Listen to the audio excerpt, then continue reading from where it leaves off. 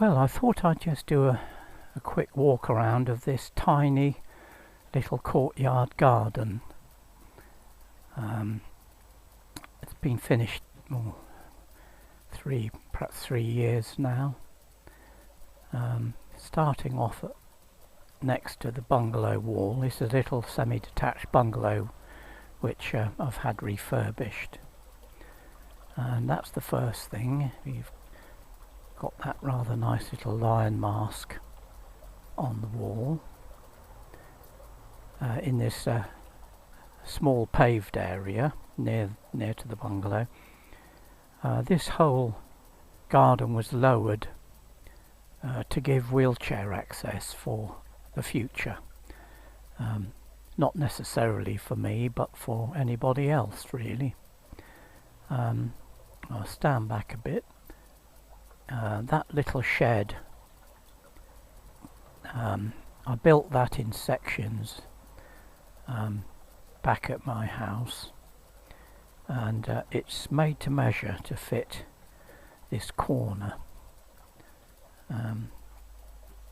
The door came from some garage doors, old wooden garage doors, which I cut down, but it just fits into this little corner and goes up against the fence.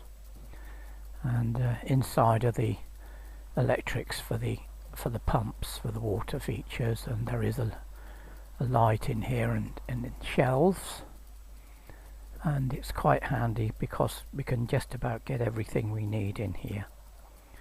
So as I say, that was just a little extra I made in sections and screwed it together here. And there's another little water feature down here by this seat. As you can see, it's very quiet. I don't know where I got that little bubble effect thing from, but it just seemed to fit in there nicely. It's a very shallow tray under the stones with a pump, and it recirculates obviously, and the wind, as you can see, affects the bubble. This garden originally, when before we bought it, it was a lawn with a great big shed, and obviously it's not very big, so we needed to find as much space as we could get for, as I say, wheelchair access, and so we dug it all out, and I trailered all the soil back to my place and used it to build up ditches and various bits. Probably shifted 6 or 7 tons. We had to dig it down a long way, because then we had to put the base for the flooring to go down. You've put new fencing in all round, so you can see it's not very big. 2, 3, 4. It's about 24 feet long at its longest point, this little courtyard garden. And where the roof was here at the bungalow, had a new roof built, and the pergola, which I built that from the old wood that came out of the loft, and it's all tannalized wood, so it should last. And we had some well, I don't know what it's called, a sort of creeping thing. It was already there, planted at the base, and I put some trellising up, and we've let it grow. It's nearly September now, so things are really going over, and actually the garden isn't looking as nice as it did, but you have to bear in mind that I'm not here that often, perhaps once a week, so it has to look after itself. So if you've put things in that allow it to grow without being touched.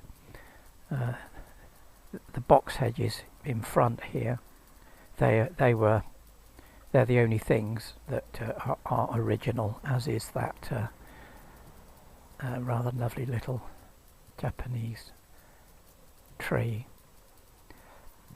And they're the three things that remained. Everything else was dug up and moved. The box hedges down that side were all moved, and they're beginning to grow in now. The rest of them I took back to the other place, and they grew quite nicely. That Japanese maple there was in a pot, which I transplanted, and it's doubled in size now. That tree, I keep it topped and took the bottom out to give it a bit of space, and that's original. And up some of the posts I've got vines. They're nowhere near ready to produce anything, but there we are. We've got these statues which are made of glass fibre. The two big statues are glass fibre. Then we've got this little concrete one in the middle with the mirror. And there's another vine there that's starting to grow. And then on this side, another trellis with bits and pieces growing up it, and a few plants here and there. Mirror, little statue, the three graces, and that little pig which I brought up from the other place. I'm still planting stuff, cyclamen mostly, because you can put that in and leave it, and it looks after itself, as does most of the vegetation in this little place. But I think for its size it's really quite restful. I mean, we're next to a fairly busy road, I suppose, a road running through an estate, and the wall keeps a fair bit of the noise back, and of course all this greenery keeps the fumes and diesel particulates away, and it all fits in quite nicely, I think. And there's a little bird box, and every year we get a blue tit that lives in there. There's another bird box on the shed, as you can see. That hasn't been lived in, but it was just a spare, so I just screwed it on to make it look nice. Conservatory, we had that put on the back, and you can see above where I had two bedrooms and a bathroom put in. Because it's a very tall roof, it was an easy job, because there was so much room up there. And I've got two good size, well, two double rooms plus a decent sized bathroom, and a walk-in wardrobe at the far side. And it's done quite well, this little place, for a little semi. It's quite pleasant, and you never know, I might have to live here if I get sick. This tree is charming. We don't really cut very much back. I just keep that thing trimmed in front of us.